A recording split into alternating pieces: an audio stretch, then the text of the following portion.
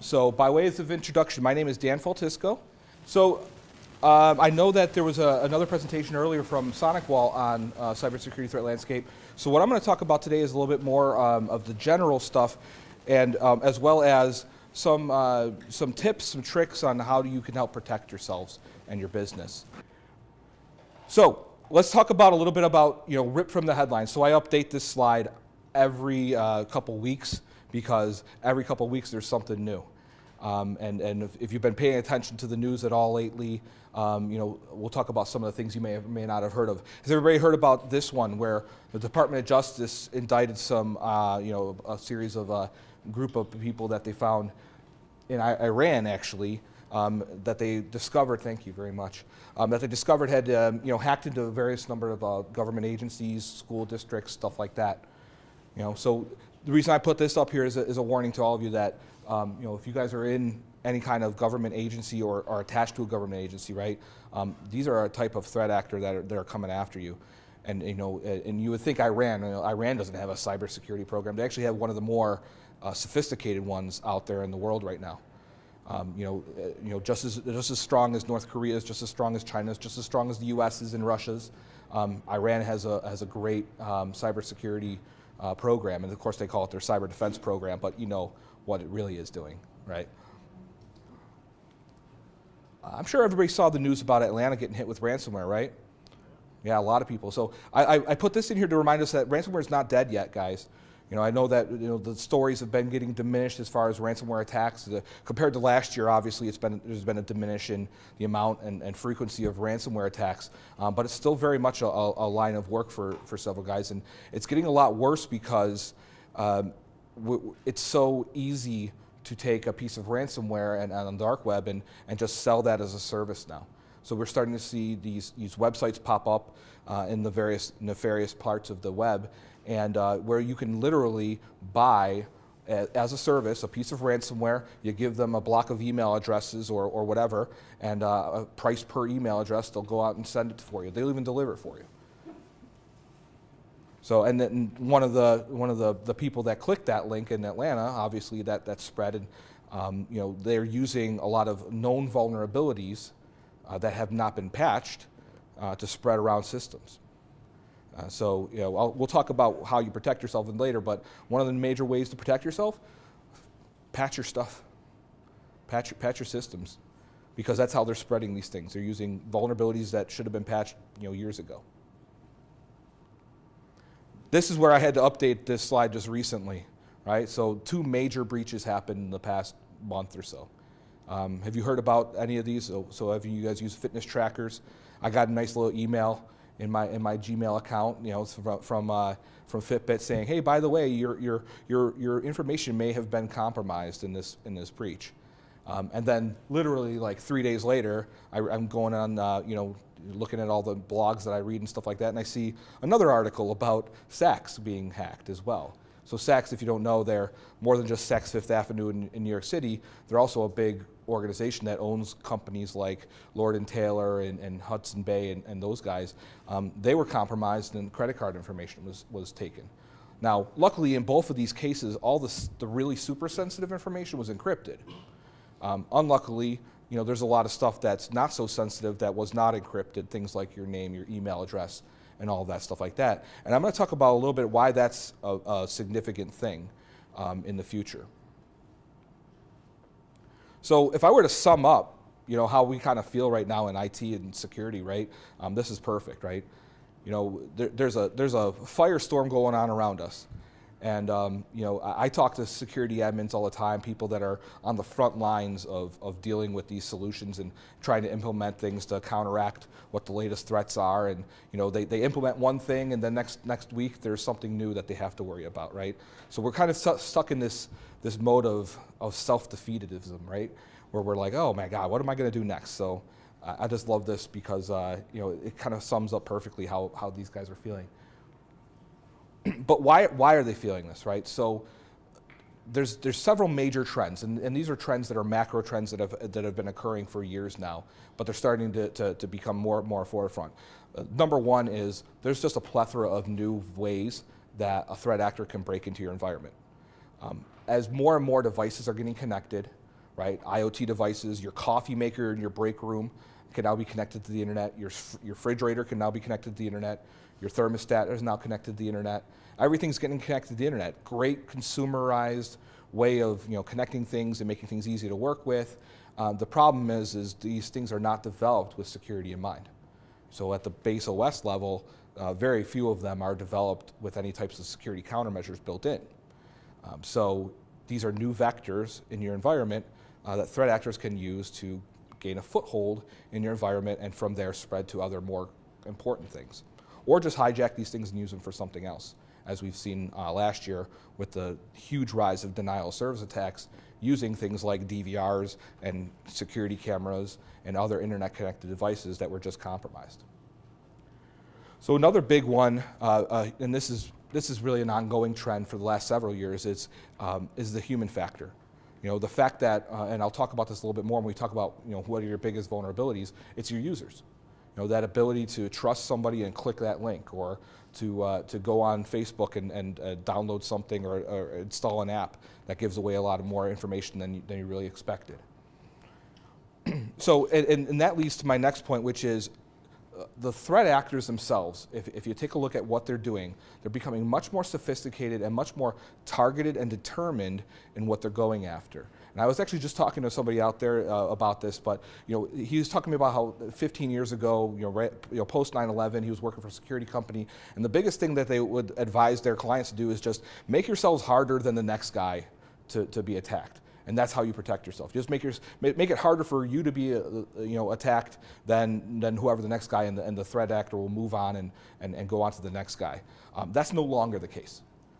Making yourself more hardened is still a great idea than the next guy, but if they're determined that they're targeting you for a specific reason, and we'll go over some of the reasons why later, but if they're targeting you for a specific reason, it's just a matter of time before they find an exploit, before they find a user, before they find a way in. Right? So understanding that, the way to protect yourselves now is to just have a plan for what happens if they do breach you. And then finally, cryptocurrency. And anybody here invested in Bitcoin, Ethereum, or any of those things? Great. Good investment decision, you think? I bought a Bitcoin at 4,000. I'm very happy to say that it hasn't dipped below that yet, but it's very volatile, obviously. But I'm the proud owner of one whole Bitcoin right now. And I was very happy I didn't tell my wife, by the way, I bought a Bitcoin at $4,000. I didn't tell her until it hit like 10,000. And then I was like, oh yeah, by the way, I bought that back when it was $4,000. She got upset for me like 2 seconds, and then she was like, oh no, it's worth a lot more now. But why is cryptocurrency changing the game, right? As I mentioned before, ransomware is kind of being diminished. Right? Other threat vectors, other traditional ways that 2 years ago or a year ago that threat actors would be able to monetize, how they would be able to get in, are being diminished. We have a lot of great products and solutions now that can automatically detect when ransomware is going to run and stop that from happening. Right? So threat actors are finding new ways to monetize what they're able to get in and do. 3 examples would be, you look at what they're doing with IoT devices, whereas a year ago they were using IoT devices and the processing power to send multitudes of packets to a target and deny service to them and then charge them a ransom to stop the attack, right? That was one way they were using it. Now they're using IoT devices to mine cryptocurrency. We're seeing threat actors basically hijack people's AWS and Azure accounts, spin up new servers for the purposes of mining cryptocurrency. We're seeing them break into environments, and instead of dropping a piece of malware or a piece of ransomware on the target servers, we're starting to see them hijack those servers with remote access tools and use them to mine cryptocurrency. And this is like an invisible killer of your business, right? Because all of a sudden your CPU is pinging way higher than it used to be. You're spending a lot of resources and power and cooling for these servers and these resources, and they're not being used for your business. They're being used to mine cryptocurrency for somebody that's a bad actor at that point. So it's very hard to detect, because how many of you are monitoring your server usage on a daily basis? Not many of you, I would imagine. So that's kind of the threat landscape that we're dealing with, right? And going back to the using of that data, right? So we've all heard of Equifax and the breach that happened there, the Target breach of a couple years ago, the Sony breach, and all these compromised accounts, right? Well, the challenge for the bad guys with all of this is, and this is our biggest offense, honestly, as a consumer, has been there's a ton of data here. There's a ton of data, and it's all pretty much jumbled. It might be an email address here, a social security number there, an encrypted password here, right? So we have all this unstructured, huge amounts of data out there in the world. Now, as a business, you may or may not have heard of the trend of big data and analytics that have been going on. Well, so the bad guys know about that stuff too. And so what we're starting to see now is they're using the same kind of tools that Facebook and Google and Amazon uses to crunch huge amounts of sets of data and make actionable data out of that junk, that unstructured data. So they're starting to hijack, as I mentioned before, AWS accounts of small firms, spin up a couple servers to run a Hadoop cluster, have it joined into their environment, and then use that to crunch data. And they're not using that data that they crunch themselves. They're selling that again on the dark web to the highest bidder. Because on the dark web, a name and a social security number might get you a couple bucks. A name, a social security number, an address, a driver's license, all of that data combined together, a LinkedIn page, a Facebook account, all that data combined together, we're $50 to $60. So they're using this technology, this machine learning and AI technology that businesses use to help combat some of these threats now. They're using that same technology to create better targets for the next guys, the guys that want to target you. And so that's a pretty scary notion to think about. But the good news is a lot of the cybersecurity companies are also using this technology to help protect you as well. So it's a bit of AI wars going on right now. And I only say AI, right, because artificial intelligence is still so far out. But things like machine learning and that stuff like that is being used now to help identify threats faster and help you be able to correlate data faster and be able to get you to actionable results and actionable plans on how to protect yourselves faster. But it's also being used by the bad guys to help target you faster. And the reason why they're targeting people, right, is because it's a lot easier to hack a user than it is to hack a system. We harden our systems against attack. We protect it from vulnerabilities. We patch these systems, so hopefully we patch these systems so that all the vulnerabilities are patched up. So who are the threat actors going after? And I use this example of the W-2 scams of last year as a great example of how prevalent this is. I mean, take a look at some of these examples, and this is from last year, by the way, not this year. So last year, over 200 publicly disclosed W-2 scams. This is where somebody sends an email or somebody sends a message to somebody masquerading as the CEO of a company or financial CFO, something like that, some big wig at the company, sends an email to the administrator or something like that and says, hey, I need to get a copy of all the W-2s for the organization. And this person, not thinking anything, not being necessarily tech savvy, not looking to look at the email address to make sure it's not company A at businessb.com instead of company A at businessbb.com, right? Looking at that little change in the email address to make sure that it's actually the person sending the email is legit. They don't think about that. They just know that the CEO is sending me an email directly. I better respond, quickly. And so they package it up, send it in a PDF, and before you know it, it's available on the dark web for sale. So have everybody filed their taxes yet? I just filed mine, and I was a little worried.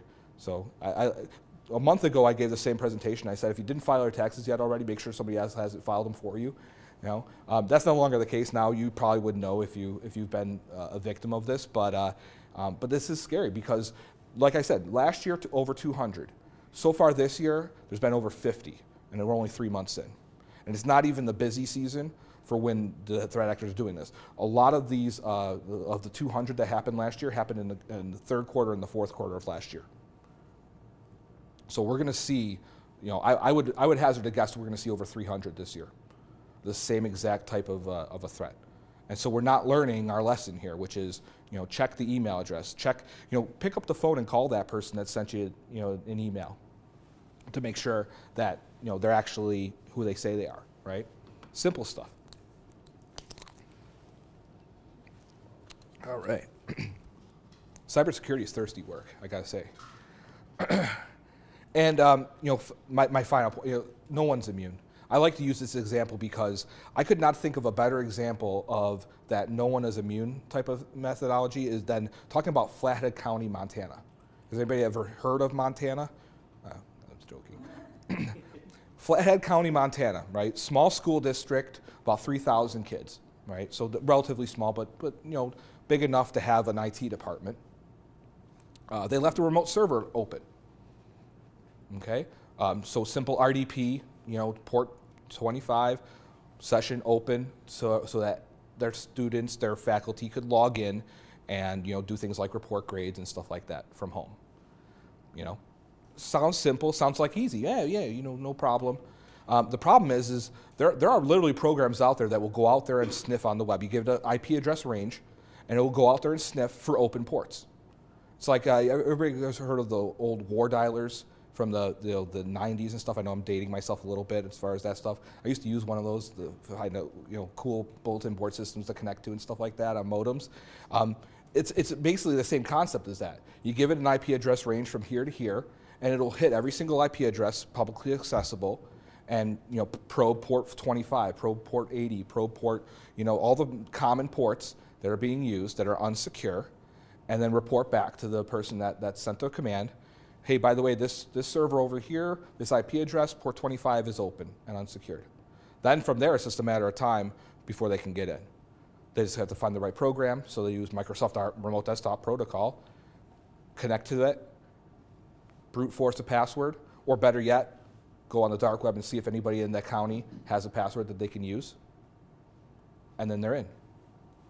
And in this particular case, what makes this one a little bit more unique and a little bit more scary is the way that they monetized this was by not dropping a piece of ransomware, not stealing their CPU power to mine cryptocurrency or do any of that stuff.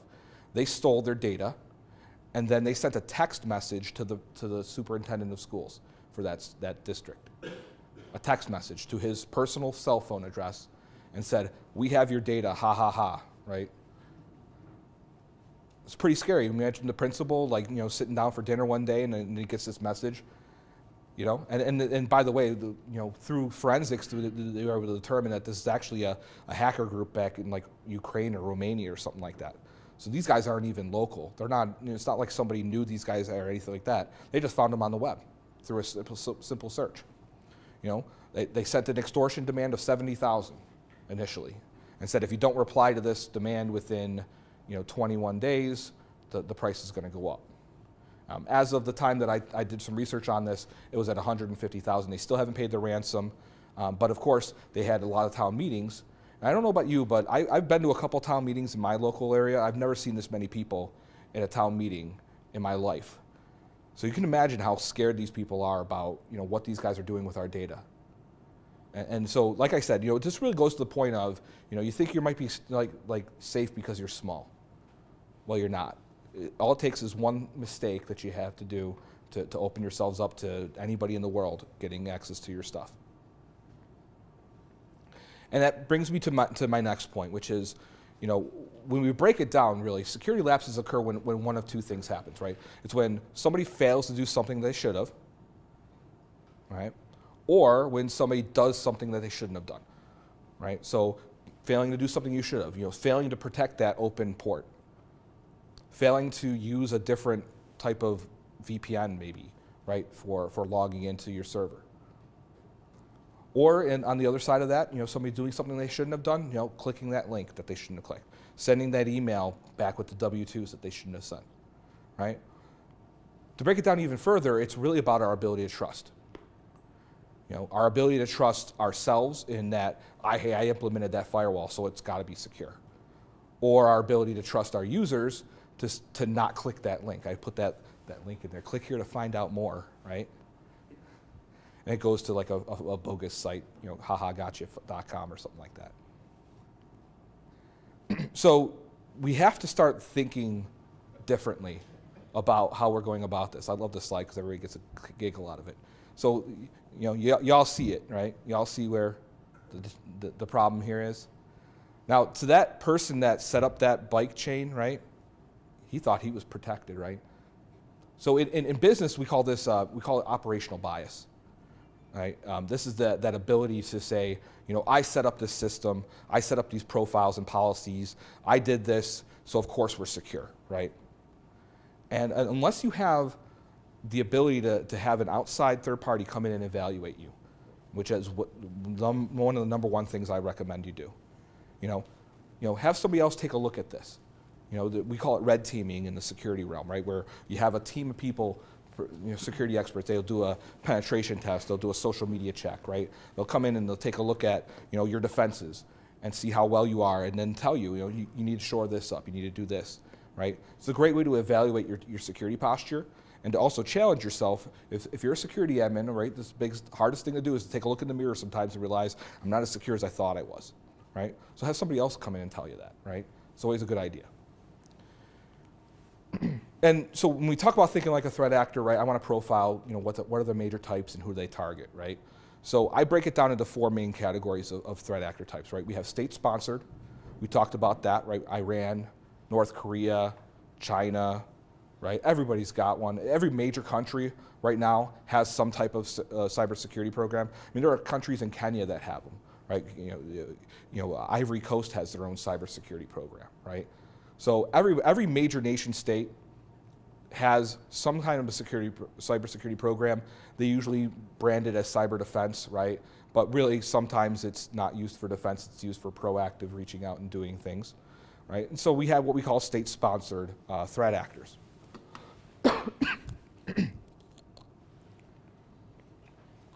The big thing with state-sponsored threat actors to profile them is these guys, it's their day job to wake up in the morning and they go to, before they go to, home from work today, their job is to break into a system. They've been given an order from above, said, we want you to compromise this particular group. So that's their day job. That's their profession. That's how they make a living, right? That's a lot different than, years and years ago before this stuff existed is, people were just doing it kind of like for fun or to make some money or something like that. Now they're professionals doing it for a salary, with bonuses if they were able to get in quicker than the other guy. Similar to state-sponsored, in that they are usually driven by some kind of a political motivation, but then also maybe it's just an ideal, are what we call hacktivists, right?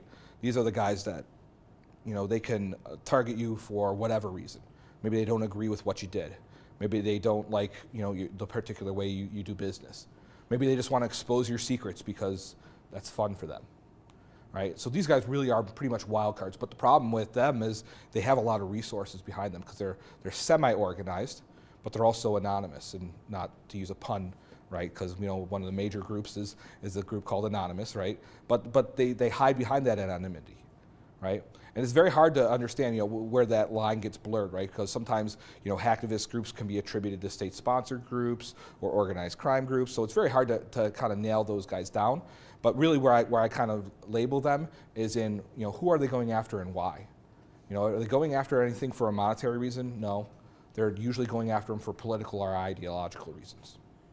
A perfect example is, you guys heard about that pizza parlor in Indiana that refused to serve people at a gay wedding, right? And by the way, I don't know who wants to do pizza at their wedding, but that's up to them. But this is a small pizza joint, right?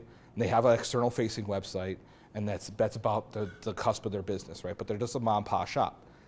Well, because of their political stance, they caught the wind of Anonymous, and within 24 hours of their news story breaking out, their website was defaced.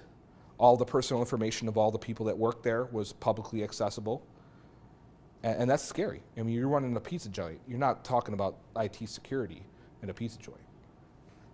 So that's an example of how wild card these hacktivist groups can be. You just got to get on their list, and then you could be the target of their attacks. So organized crime, this is the one we're most familiar with, right? These are the guys dropping ransomware, demanding extorting you for money, for things like that. They're primarily motivated by making money, but the thing that maybe you guys don't see is that there's a huge community of business to business on the back end here. As I mentioned before, I talked about the guys using big data analytics to crunch numbers. They're not using that stuff themselves. They're selling it then again to other bad guys that are going to use that for other things. There are whole other groups of people that are just dedicated to creating new malware and exploiting new vulnerabilities. And do they use those vulnerabilities themselves? No, they sell them to the highest bidder on the dark web. So there's a huge whole organization behind the scenes that a lot of people aren't aware of, that they all work well together, well, or not so well together, because sometimes they steal from each other, right? But there's no honor in thieves in that group. But that's what we're faced with. We're faced with the person attacking you might not be very sophisticated. They just have a malicious intent, and they can just go on the dark web and find another person that's done all the work, created that piece of ransomware, created that piece of malware, and then take that piece and then go and search for another group that does email campaigns and spam campaigns to beat your spam filters, and then give them an email address list. Heck, they could even subscribe to an email address list of known contacts. So I don't even, as a threat actor, I don't even have to be IT savvy at all. I just have to have malicious intent and a person to go after. And then finally, my last kind of catch-all is the individuals, right? We can consider these the insider threats, right? In your organization, there may be a disgruntled employee that is upset with their job or whatever, and instead of quitting right away, they're going to sell their credentials for a couple Bitcoin on the dark web. That happens. It happens more in large organizations than it does in smaller organizations, but that insider threat is still a big thing. Also, we have rogue agents, right? People that are just out there, doing it for a personal vendetta against somebody, right? We see that a lot in school districts where, one kid might cyber stalk another kid, right? Or we might see it where, one kid wants to get back at another kid, so they'll dox them, right? Doxing is where you publish their personal information for everybody to see, right? Or they'll SWAT them, right? Have everybody heard of swatting?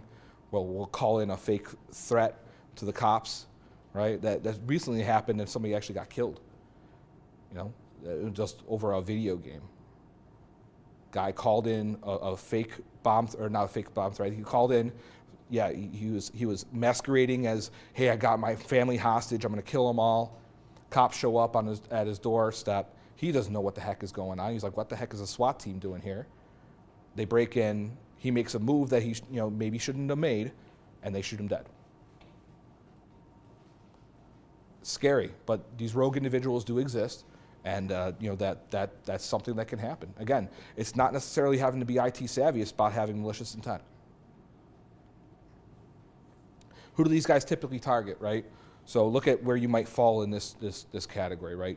Government agencies or large corporations or any corporation that does business with the government, right? You're more likely than not to be targeted by hacktivists or state-sponsored actors. Now, you could be a very small organization getting targeted by a state sponsor because you might do business with another company that does business with the government, right? And you're the low-hanging fruit in that chain, right? So you're not as well protected as like a Boeing or somebody else like that, like a Northrop Grumman might be. So they're going to get into your systems, and then through your systems try to get into those bigger fish, and then eventually get into the Department of Defense or something like that.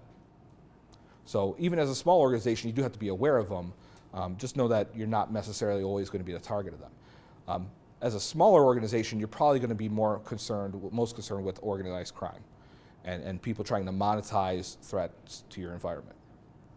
That's the big one that you'll see, especially in my talks, in my discussions with people, the small and medium businesses, because if you look at these four organizations, right, like large corporations, they usually have the resources to protect themselves, right, and then consumers, they probably don't protect themselves very well, but they don't have a whole lot of money. So what's the sweet spot for these organized crime organizations, right? It's the guys that A, have some money to spend, and B, don't protect themselves as well as the bigger guys. And that's those SMB types of clients. So we're seeing a lot of that happening, and there's a lot of it is being driven by, like I said, organized crime, and they're trying to monetize what they're getting out of you. Some of these folks are thinking about information security, and they're thinking, oh my gosh, where do I start? Yeah. A lot of people in information security, because it is a very detailed field, use a lot of jargon.